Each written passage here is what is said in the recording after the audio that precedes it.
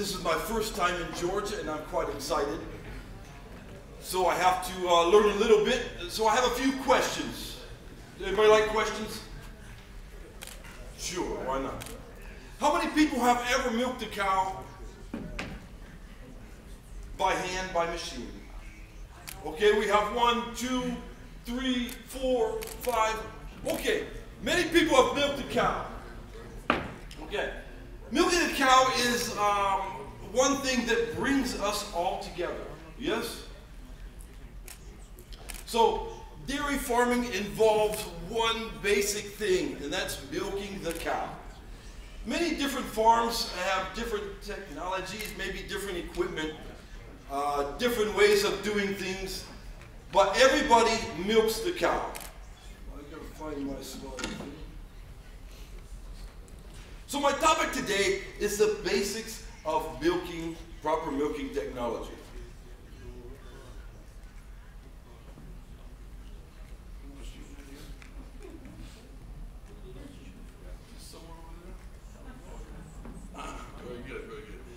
So, milking parlors, big, small, they all, again, have one thing in common. We're milking the cow. If you have 10,000 cows, or if you have 1 cow, the technique of how to milk this cow is all the same. Is there anybody here that has never milked a cow? Okay, 1 or 2. Very good, very good. If tomorrow you go out and buy 1 cow, this technology that we would go through here in a minute will apply to you tomorrow. If someone expands to 10,000 cows tomorrow, the same technology, the same way we do milk the cow, applies the same way. So there are 5 basic steps in milking the cow. These are the 5 basic steps. We dip the cow to sanitize and kill bacteria. We strip the cow. We wipe the cow. We attach or milk the cow, and then we dip the cow again. So these are 5 basic steps in milking. Now, many of you probably know these steps, and you're familiar with these steps. But time and time again, I go all over the world and see people who know how to do this, not doing it, or not doing it properly. So again, this is the basics of milking technology, milking the cow, that you need to follow to be successful. Let's go over step 1. Okay, step 1, we need to disinfect the teat. The environment, the sand, the manure, the whole place has bacteria. We want to have good quality milk. Earlier we discussed, I got a little bit, maybe there was some issues with quality of milk. Yes? We as dairy farmers are proud of our product. We're proud to sell milk, we're proud to have cows. But we need to, all the time, consistently produce good quality milk. So, killing bacteria is important to lower the bacteria. The amount of teat skin, as you see a picture here, the cow on the right-hand side, this is a properly dipped cow. Okay, we put some iodine on this cow. We have, give this cow the chance to have the bacteria killed. This iodine needs to be on there for 20 to 30 seconds minimum. This is a big key. The technology is not just how we do it, but it's also timing. It takes about 30 seconds to kill bacteria. So if we sanitize the teat and wipe it off within 5 seconds later, there's no benefit. We have wasted our time, we have wasted our money. Anybody here like to waste time? No. Anybody like to waste money? Surely not. Okay. This is our business. It's all about making money. This is why we're here today. This is why we milk cows, because we love them and we like to make money. So, we need to have the teat dip on for 30 seconds. Now, after that teat dip has been on for 30 seconds, we need to do the next step, which is force stripping. Now we need to strip this. We need to squirt milk out of a cow. As you see in the picture here, they have a glove on and they're squirting milk out of the cow. This is called force stripping. This is important for two reasons, probably more. But the most reason, we can observe for mastitis. We can observe the milk for clinical signs of mastitis. The second reason is it stimulates the cow that she's going to get milked. Okay? When we stimulate a cow to get milked, we touch the cow, we squirt the teat, the cow, the body sends a signal to the brain to release a hormone called oxytocin. And then the cow says, oh, I'm about to get milked. So we release oxytocin, and then this lets down milk. So this is an important step in force stripping. If we skip this step, this delays the time of milk, and it delays maybe the catching of mastitis. So force stripping is extremely important. The next step, look, can I talk to this thing? The next step is wiping the cow. We need to wipe the teat of the cow. We want to milk a clean, dry teat. Every cow, or most cows, have 4 teats, okay? So we need to have one towel for each cow. So we want to clean the cow's teat, make it dry, get all the bacteria and dirt off. And then we need to go to the next step, but not right away. Remember, our first step was dipping. Our second step was force stripping, strip. When we start the force strip, we start to stimulation. We do not want to milk the cow for another 60 to 90 seconds. We need to give the time for the oxytocin to work, to go through the body, to release the milk. So, once we have wiped the cow, and it has been 90 seconds, 60 to 90 seconds, now we want to attach this milking unit. If we do this properly, in the proper way, at the proper time, this cow will give milk, and give milk rapidly. Because the oxytocin has told this cow she's going to give milk, and now she is ready to give it. And I have seen cows give 40 liters of milk in less than 5 minutes. Just milk goes out. So we want to milk this cow, and if you look at the pictures here, this is milking with a machine. Some people milk by hand, but this is milking with a machine. And we want to make our attachment of the unit straight. We don't want squawking, we don't want it cooked one way. It needs to be straight, just like in the picture where it says correct. Now, after the cow has milked out, some of these farms here, they have automatic machines that will take it off automatically. If not, you need to take the machine off when the cow is finished milking. And then we need to post-dip.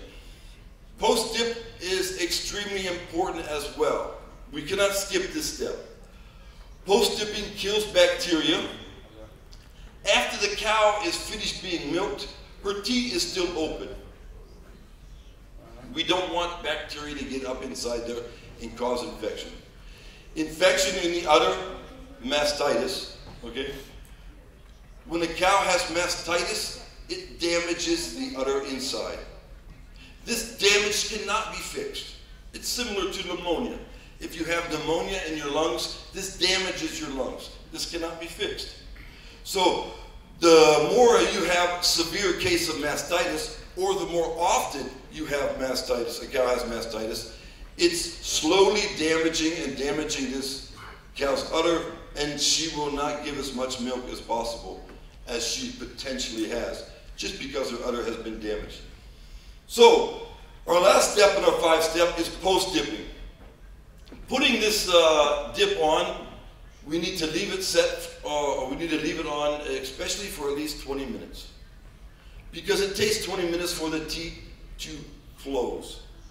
Once the teat has closed, then the body has its own mechanism for keeping the bacteria out of the teat. But before that, our post-dip is protecting our cow. It is the only protection that the cow has, other than good management. Another way of good management is putting feed in front of the cow. When they return back from getting milked, if they can stand and eat, then they're less likely to lay down in manure or get dirty where the bacteria can get up there. So after milking, we have about 20 minutes where she's in the danger zone, and we need to protect this as much as possible. So a clean environment. I love the picture of the sand, a nice clean stall. That was a good example of a nice clean cow. So those are the 5 steps. Pre-dip, strip, wipe, attach, and dip. Now, we talked about a little bit earlier. We need to keep cows clean. How do we keep cows clean? We keep the environment clean. We have good bedding.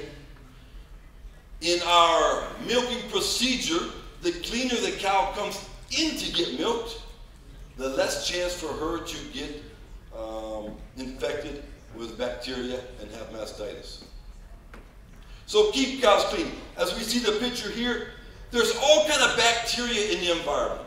So if she comes down and lays in a clean place, less bacteria, less chance. Remember, we as managers or we as dairy people are trying to reduce the risk.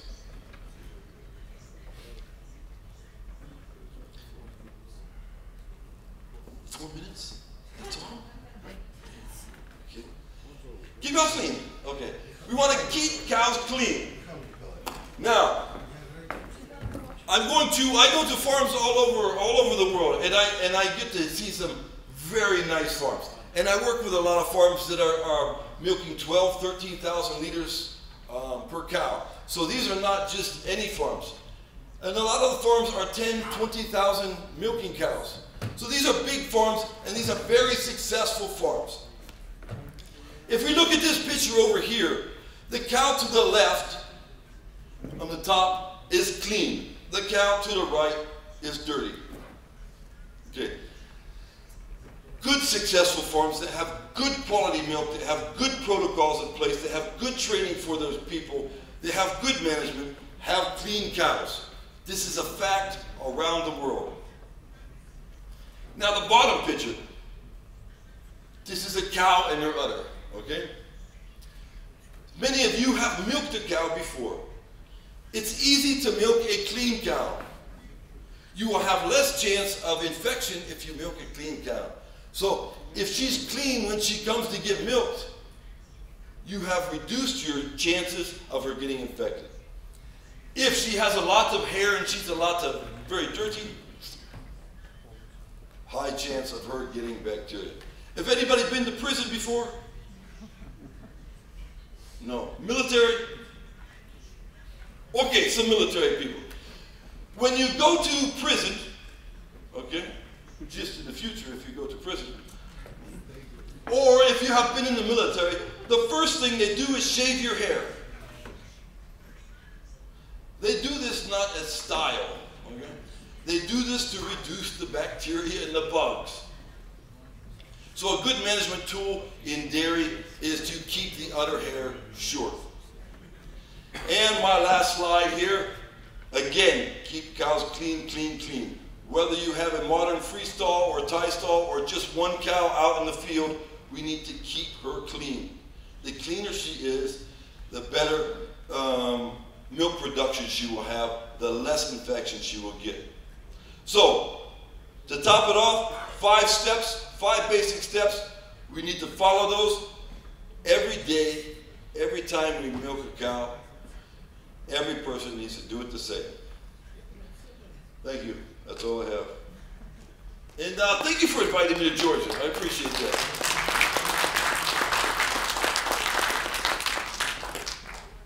Questions?